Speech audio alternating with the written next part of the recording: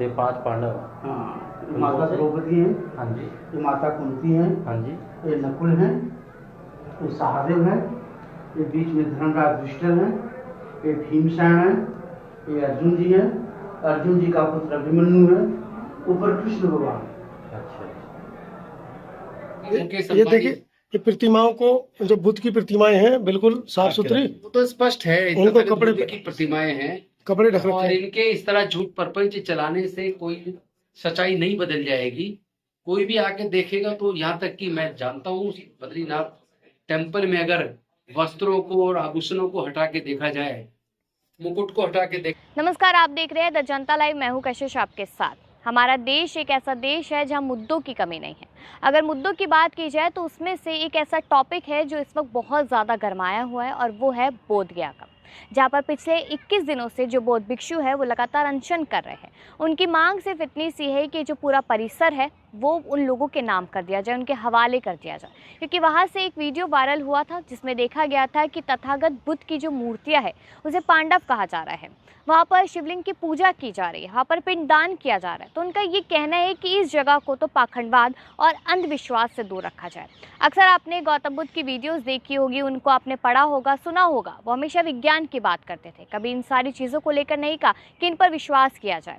और इसी मुद्दे को लेकर जो दिल्ली के पूर्व मंत्री है राजेंद्र पाल गौतम, वो वहाँ पे पहुँचे। उनका भी एक वीडियो सोशल मीडिया पर अब सामने आ रहा है जिसमें वो दिखाते नजर आए कि इन्हीं मूर्तियों को, जो तथागत बुद्ध की मूर्तियाँ है, वो किस तरीके से पांडव कही जा रही है, किस तरीके से पूजा पाठ चल रहा है। और उसको लेकर अब राजेंद्र पाल गौतम ने क्या कहा और बौद्ध भिक्षुओं की क्या मांग है, तो इस वीडियो में आपको नजर आएगा। तो देखिएगा और समझिएगा कि आखिरकार बोधगया में जो हो रहा है उसकी हकीकत क्या है।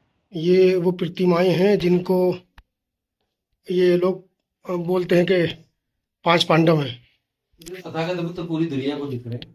मतलब वो बुद्ध की फोटो पूरी दुनिया कोई भी देख सकती है। इन्हीं को 5 पांडव बना रहे हैं। कहानी बना के पिछले कई दशकों से कब्जा ये करके रखा है इन लोगों ने। ये कब्जा तो मुक्त कराना है मूल निवासियों को बेवकूफ बनाने के लिए। देश के मूल निवासियों से जो आज SC ST OBC के रूप में जाने जाते हैं, या जो कन्वर्टेड माइनॉरिटीज हैं, क्योंकि उनका भी इतिहास देखेंगे तो उनके पूर्वज बौद्ध थे। पूरा भारत बौद्ध में था सम्राट अशोक के टाइम पर।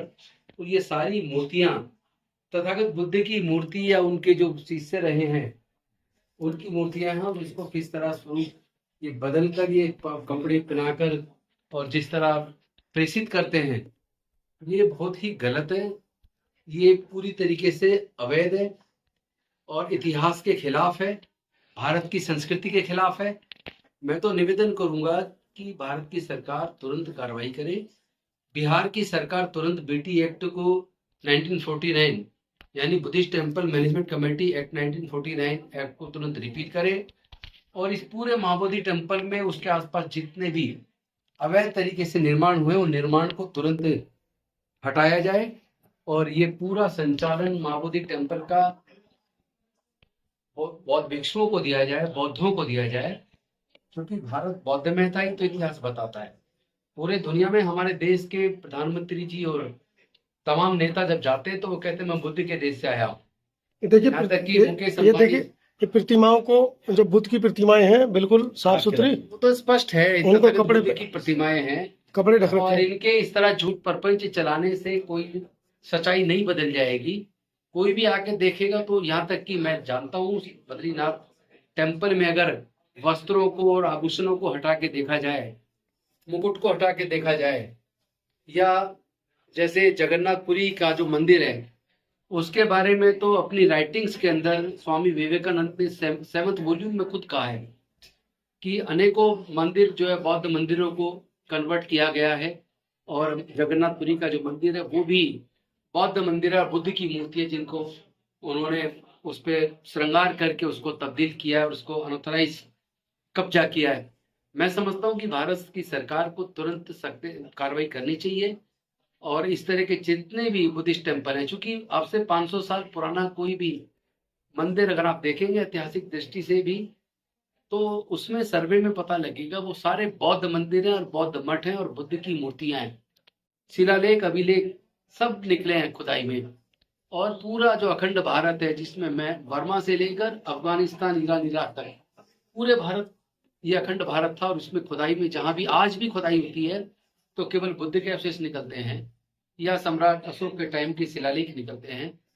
और एक और चीज, जो सिंधु घाटी की सभ्यता है, वहां जो खुदाई हुई है हड़प्पा की, उसमें भी जो स्तूप निकले वो ये बताते हैं कि बुद्ध से पहले ही और भी बुद्ध हुए हैं।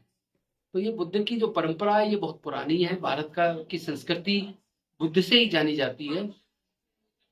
और मैं समझता हूँ कि जल्दी से जल्दी BT एक्ट को रिपील कर देना चाहिए और तमाम देश के जो 2000 से ज्यादा गुफाएं, उसमें 99% में तो केवल बुद्ध की मूर्ति और बुद्ध के अवशेष है। देश के मूल उसमें किसी और की मूर्ति लगा दी गई है, अभी थोड़ी बहुत मूर्तियां। देश के मूल निवासियों को भी इतिहास से परिचित होना पड़ेगा। देश के मूल निवासी, और मूल निवासी जब मैं कहता हूँ तो उसमें अनुसूचित, आज के शब्दों में संवैधानिक भाषा में अनुसूचित जाति, जनजाति और पिछड़ा वर्ग, और साथ में जो रिलीजियस माइनॉरिटी जो कन्वर्टेड है, जो कि मुस्लिम के अंदर भी 85 से 90% कन्वर्टेड है, जो SC ST OBC के लोग कन्वर्ट हुए हैं, कोई 100 साल पहले, कोई 200 साल पहले, कोई 50 साल पहले। जो ईसाई बने हैं, सिख बने हैं, वो भी मेजोरिटी में लोग वो भारत के मूल निवासी बने हैं। तो इतिहास बताता है कि पूरा भारत बौद्ध में था, और उन सब लोगों की संख्या, बौद्धों की संख्या भारत में आज की डेट में भी 90% के आसपास है।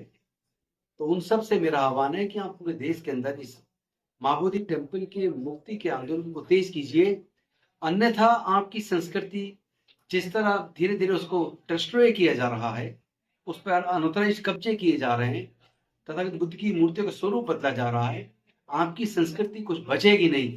तो अपनी संस्कृति को बचाने के लिए सब लोग अपने घरों से निकले, और बुद्ध के जो तरीका था, बाबा साहेब का जो तरीका था, शांतिपूर्वक तरीके से, संवैधानिक तरीके से इस आंदोलन को बड़ा कीजिए। ये आंदोलन आपके महापुरुषों की सांस्कृतिक विरासत को बचाने का आंदोलन है। ये हमारे और आपकी शान, स्वाभिमान और सम्मान से जुड़ा मसला है। इसमें कोई दोगलापन नहीं चलेगा, इसमें कोई धोखेबाजी नहीं चलेगी। मेरा आपसे करबद्ध निवेदन है, कम से कम अपनी संस्कृति को बचाने के लिए ईमानदारी के साथ सब एकजुट हो जाओ, और तमाम बौद्ध लोग, तमाम संगठन मिल के एकजुट होकर इस लड़ाई को लड़े। कोई अलग अलग बैनर लेके ना चले। अगर महाबोधि महाविहार मुक्ति आंदोलन है कि उसकी समिति है, उसी में सारे संगठनों को मिलके इस आंदोलन को तेज करना है। मैं ऐसा आप सबसे निवेदन करता हूँ। ये सरेआम चोरी और सीना चोरी चल रही है। This is the biggest religious fraud of the world. दुनिया में इस तरह का फ्रॉड किसी भी देश में, किसी भी रिलीजन के लोगों के साथ नहीं हुआ जो बुद्धिज्म के साथ हो रहा है। जो बहुत संस्कृति है, विरासत है, जो पूरे, और मैं ये कहूंगा इंडिया में कॉलोन में बेशक आपको लगता हो कि हिंदुओं की संख्या ज्यादा, मैं कहूँगा मानसिक तौर से अभी भी मेजोरिटी देश में बहुत लोगों की है। जो बेशक रिकॉर्ड में हिंदू हैं, वो सब लोग मानसिकता से, अपने कार्य व्यवहार से, ये देश मेजोरिटी अभी भी बौद्ध लोगों का है, और बुद्धिज्म की मानसिकता ज्यादातर लोगों की है।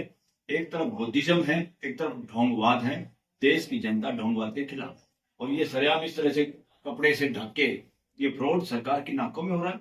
सरकार इस तरह के फ्रॉड करवाने में शामिल हो रही है। ये लोकतंत्र के खिलाफ है, संवैधानिक मूल्यों के खिलाफ है।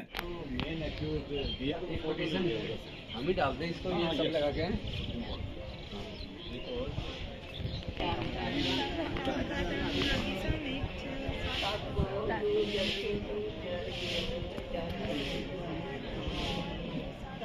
और उनको फिर पूर्णिमा के दिन, वैशाख पूर्णिमा के दिन, आपको पता है कि पूर्णिमा वो दिन है जिस दिन जन्म हुआ, पूर्णिमा ही वो दिन है जिस दिन उनको ज्ञान की प्राप्ति हुई, और पूर्णिमा के दिन ही उनको महापरिनिर्वाण की प्राप्ति हुई।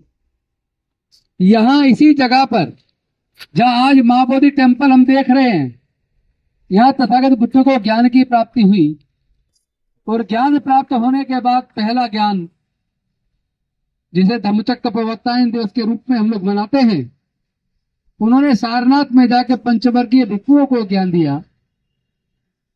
तो यहां से उनकी यात्रा, ज्ञान को बांटने की यात्रा, संसार में फैले हुए अंधकार को मिटाकर रोशनी पैदा करने की यात्रा, लोगों को दुखों से मुक्ति का मार्ग देने की यात्रा, आपस में करुणा और मैत्री का भाव पैदा करने की यात्रा, इंसान में किसी प्रकार का भेद ना हो, यह यात्रा, लोग एक दूसरे के प्यार करें, एक दूसरे का सम्मान करें, लोग मिलजुल कर रहे, इस संदेश देने की यात्रा यहां से शुरू हुई।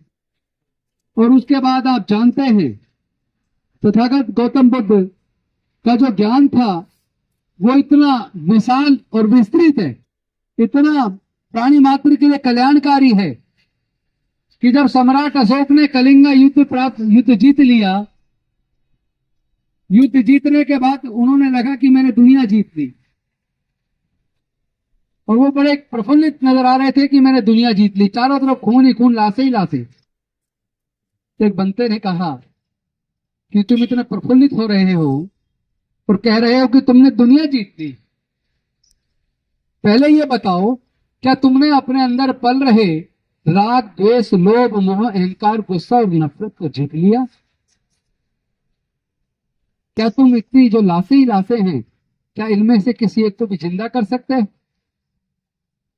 इतना सुनते ही सम्राट अशोक ने एकदम से उदार हथियार त्याग दिए और बंते जी के सामने बैठ गए और तथागत बुद्ध की शरण में आ गए, और उन्होंने बुद्ध धर्म की दीक्षा ली और अपने बेटे बेटियों को भी विदेशों में भेजा, और खुद भी उन्होंने पूरे भारत, जो अखंड भारत था उस वक्त का, पूरे देश में जाकर दुनिया को शांति और मानवता का संदेश, समता, स्वतंत्रता, बंधुता, न्याय, प्रज्ञा, करुणा, शील और मैत्री का संदेश तथागत बुद्ध ने दिया। तो आपको याद होगा कि उन्हीं तथागत बुद्ध की याद में जब सम्राट अशोक को पता चला कि तथागत बुद्ध को बोधि प्राप्ति यहाँ गया के अंदर हुई थी, वो यहाँ आए और उन्होंने यहाँ तथागत बुद्ध की याद में उस स्थान पे जहां तथागत बुद्ध को बोधि प्राप्त हुई, ज्ञान प्राप्त हुआ, वहां उन्होंने इस महाबोधि टेम्पल का निर्माण कराया। इस बीच बौद्ध धर्म में कितनी सारी धाराएं निकली, लेकिन उसके बाद भी एक बात तो माननी पड़ेगी, और वो ये कि पूरे दुनिया में केवल बौद्ध धर्म एक ऐसा धर्म है, बौद्ध धर्म एक ऐसा धर्म है जिसको फैलाने के लिए, जिसके प्रचार प्रसार के लिए ना तो कभी बल का प्रयोग हुआ, ना कभी पैसे का, धन का, लालच का या डर का सहारा लिया गया, लेकिन फिर भी तथागत बुद्ध का धर्म अपनी मानव के लिए कल्याणकारी शिक्षाओं की वजह से